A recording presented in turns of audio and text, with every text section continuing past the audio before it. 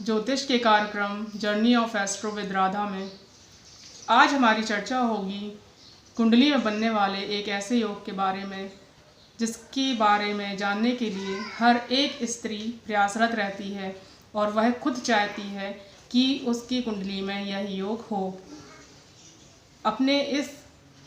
चर्चा को आगे बढ़ाते हुए हम आज आपको बताएंगे कुंडली में बनने वाले अखंड सौभाग्यवती योग के बारे में।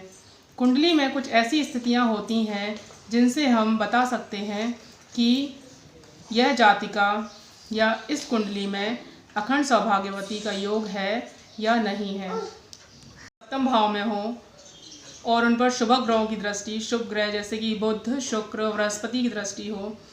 और या वो अकेले हो और सप्तमेश नवम भाव में हो, अकेले हो, पाप प्रभाव में ना हो और अष्टम भाव खाली हो, तो ऐसी स्थिति में कुंडली में अखंड सौभाग्यवती का योग बनता है।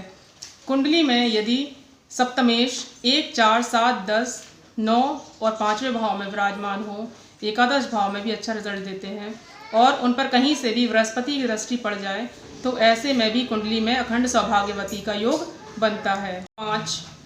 10 और 9वें भाव में हो तो भी कुंडली में अखंड सौभाग्यवती का योग बनता है। इस बात में यह भी इम्पॉर्टेंट पॉइंट है कि बृहस्पति में बलाबल अच्छा हो और वो उस कुंडली के लिए योग कारक हो। योग कारक यदि नहीं भी हैं तब भी बृहस्पति हमेशा ही बहुत ही अच्छे ग्रह बनकर आते हैं, क्योंकि वो अपनी अशुभता जब प्रदान करते हैं तो बहुत ही कम प्रदान करते हैं और जब वो शुभ फल देने पे आते हैं तो कुंडली में पूरी कुंडली को वो लीड कर सकते हैं। बृहस्पति के साथ कुंडली के केंद्र या त्रिकोण में हो अर्थात 1, 7, 4, 10, 5 और 9 तब भी कुंडली में अखंड सौभाग्यवती का योग बनता है। हम ये मानकर चलते हैं कि यदि सप्तमेश शुभ प्रभावों में हो या शुभ ग्रहों से दृष्ट हो और बृहस्पति पाप रहित हो यानी पाप प्रभाव में ना हो तो कुंडली में सौभाग्यवती होने का योग बनता है। किंतु इन सभी योगों में सर्वाधिक प्रबल योग पहला सूत्र ही है अर्थात सप्तमेश सप्तम में पाप प्रभाव से रहित हो, सप्तमेश नवम भाव में शुभ ग्रहों से दृष्ट हो और अष्टम भाव खाली हो, तो ऐसे में कुंडली में प्रबल अखंड सौभाग्यवती योग बनता है।